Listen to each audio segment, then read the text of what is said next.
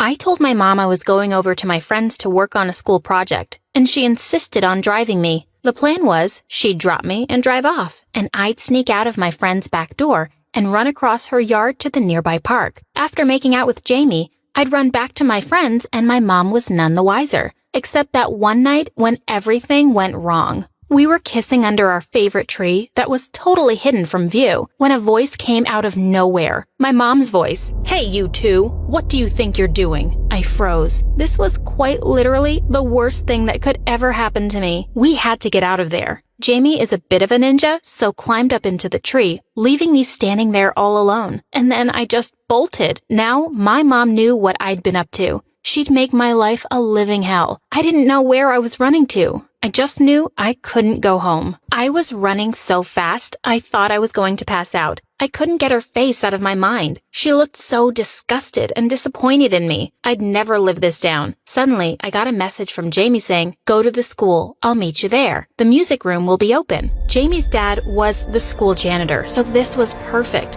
The door was unlocked, so I slipped right in. But I almost screamed when I accidentally knocked some tambourines over. This was way too risky. I text Jamie saying, "Hurry up," but the security alarm started going off. How could Jamie be so dumb?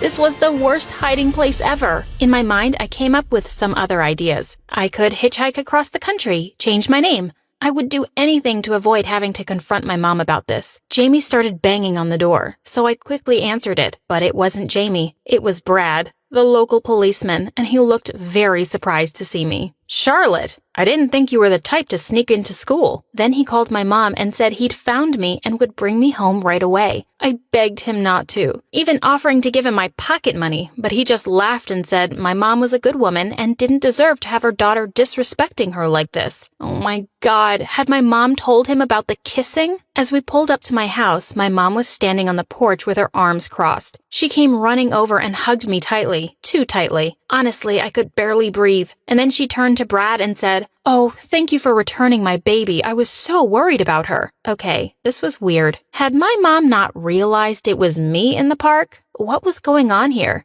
Then, just before Brad drove off, she started saying how dangerous it is out there and that she'd been out jogging and seen lots of couples kissing and getting up to all sorts of mischief. Huh? My mom was acting like such a freak. Then, the minute Brad left and we got inside, I told her I was going to bed, and with one hand, she reached out and grabbed my arm, saying, "Not so fast, young lady." I turned around just in time to hear the click of the lock, and that's when I knew I was in serious trouble. She took me by the hand and dragged me through to the lounge, and then she pulled out her phone and said, "Watch this." I couldn't believe it. It was Jamie and I making out. She'd filmed us. I felt sick. I told her I could explain, but she didn't want to hear it. She just started screaming that she did not raise a daughter like this, a daughter who would sneak around and lie to her, and that under no circumstances was I allowed to date someone like that. Then she said, "Look at what he's wearing. He's clearly from a bad family. No daughter of mine will sink that low." I was stunned. She was that shallow? I apologized and said it wouldn't happen again, and then I started walking upstairs. She followed me though, and just as I went to close my door, she stuck her hand through the gap, grabbed my key, and before I even had time to realize what she was doing, she locked me in.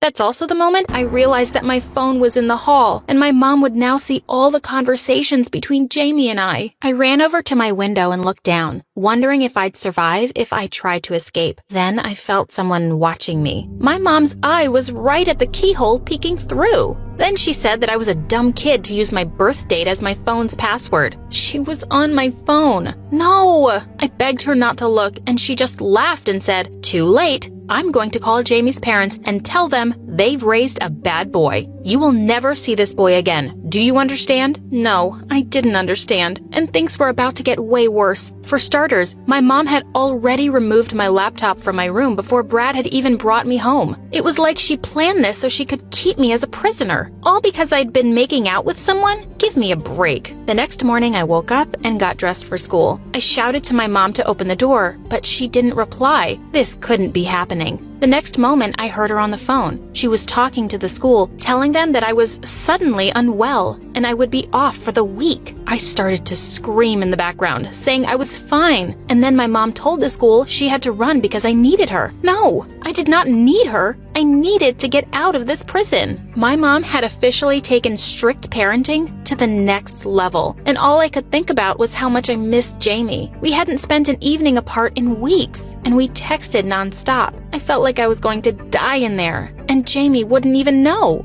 After school, Jamie usually walked by with Pluto, their family dog. So I only had to wait a few hours to be rescued, or so I thought. I must have fallen asleep sometime after lunch, and then I heard something at my window. I immediately thought it was Jamie throwing stones, coming to rescue me. But when I looked over, there was a strange man looking in at me. I screamed so loudly he almost fell off his ladder, and then I noticed it. Burglar bars. He just installed burglar bars on my window so I couldn't escape. I shouted at him to take them off, but he said it was too late and that my mom had said it was an emergency. I started crying, begging him to help me, and he looked quite scared. But suddenly my mom appeared and asked him to climb down. Then I could hear her telling him that I was really sick and sometimes said crazy things. Oh my God! My mom told this man I had something mentally wrong with me. This was too much. My room had become like a prison or an insane asylum, but the person who should have been locked up in here was my mom, not me. I'd done nothing wrong. I even thought about bashing the door down, but then she'd probably send me to an insane asylum for real. Every night, she'd drop food at my door, and one night I tried so hard to get out before she locked me back in, but she was too fast. Some nights I even heard her speaking to someone. I didn't even think she had any friends, so this was bizarre. Then one day, after a week, someone came to save me. It was my friend who I pretended to study with whenever I was with Jamie. She knocked on the door and my mom answered. She said she had some grapes for me and was wondering if she could come upstairs to see me. And then my heart sank. My mom told her I was really contagious, and when I heard her say that, I started shouting, "Help!" at the top of my voice. Then I heard the door slam. I hoped my friend had heard me and would call the police or something. Surely this wasn't legal what my mom was doing. What if she only released me 30 years later like those crazy stories you hear about? I'd be old and wrinkled and people would have forgotten I'd ever existed. I couldn't let that happen. I had to get out of here. I even put up a sign in my window saying help, but no one did anything. Even Jamie hadn't walked by since we'd been caught together. One day, I noticed the neighbor's kid playing in the garden. I quickly made a paper airplane and wrote about what my mom had done inside it. I managed to throw it out the window towards him, but he just stomped on it and ran off. That night it rained and my letter was destroyed. Oh man, I was doomed. I was so used to hearing my mom telling people I got sick that I actually started to believe it. I felt like I was going crazy locked up in there. And then one morning, I woke up and my mom was standing next to my bed looking down at me. I got such a fright and jumped back. The door behind her was wide open. It was too good to be true. Then she said, "Get up. There's someone here to see you."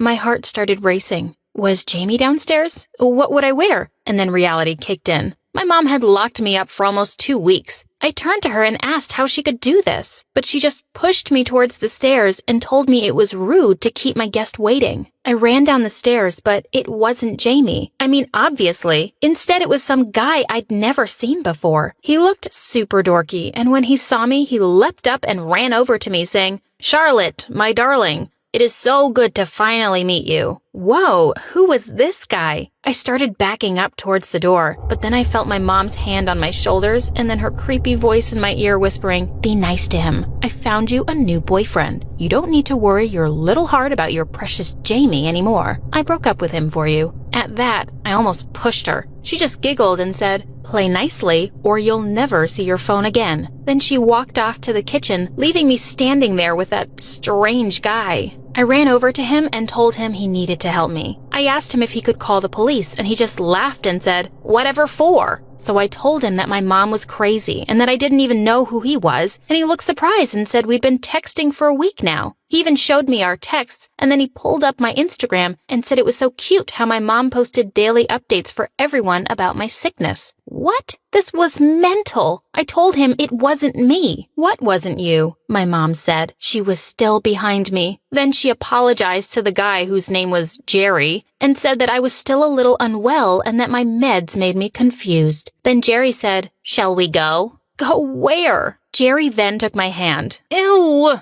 Why was he touching me? And said it was time for our first date. So let me get this straight. My mom had locked me up because she caught me kissing, but now she was letting me go on a date with a stranger? This made no sense. But maybe if I played along, I could finally get my phone back and call Jamie. Okay, let's go, I said. And then my mom grabbed us both and said she'd be chaperoning. Jerry looked kind of bummed, but not as bummed as he'd look when he found out I wasn't remotely interested in him. So the three of us went for ice cream. My mom deliberately drove us to a cafe way outside of town, probably so I wouldn't see anyone from school. Pathetic. The whole time I was planning my escape, but my mom isn't stupid. She even locked the car doors the moment we got inside. We pulled up at the cafe, and I'm surprised my mom didn't put me on a leash or something, but she still had my phone. Without it, she'd controlled me, and I hated that. I had to get it back. We ordered our ice cream, and this was the moment I'd been waiting for. As my mom was paying, I grabbed her bag and started running. Everyone in the cafe thought I was some random girl mugging her.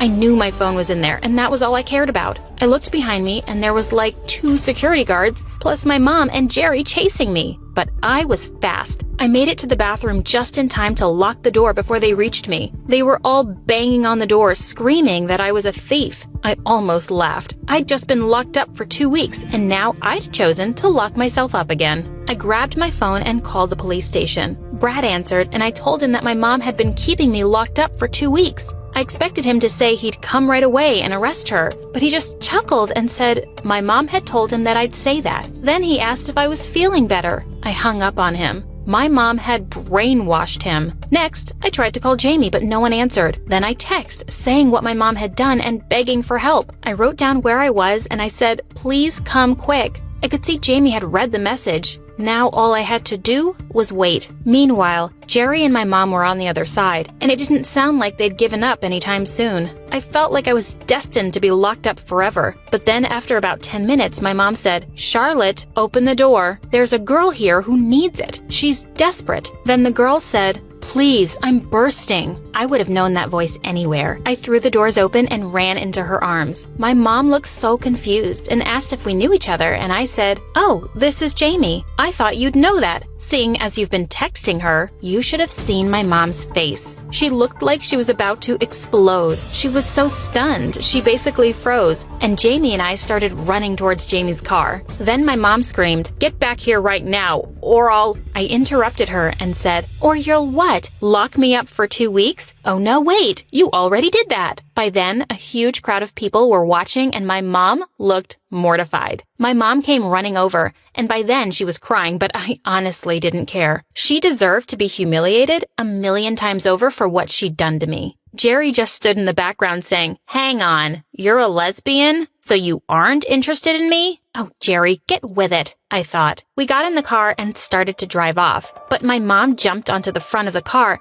and said that if we drove off, she'd never speak to me again. After what she'd done, that suited me fine. I told her Jamie and I were in love and that we'd be together no matter what. And then she basically slid off the car in tears. We started to drive off and I could see her racing for her car. She was shouting, "You can't do this. The whole town will talk." And I just screamed back, "Let them talk." Then she started driving after us. She was driving so fast, she crashed into us, and both of our cars flew off the road. Luckily, none of us got hurt. As we dragged ourselves out, I saw my mom standing over us, a shard of broken glass in her hand. Her hand was bleeding, but she didn't care. She lunged for Jamie, but the police, including Brad, came and stopped her in time. A woman who'd witnessed everything told them what had happened and even showed the video, including the part where I said my mom had locked me up. My mom tried to sweet-talk him, but it was too late. She was arrested for assault, and now they are investigating the fact that she locked me up. Serves her right. She made me suffer, and now it's her turn. The best part of all of this is that I get to stay with Jamie and her sister until all of this is figured out. Peace. Finally. I hope she sees the error of her ways someday.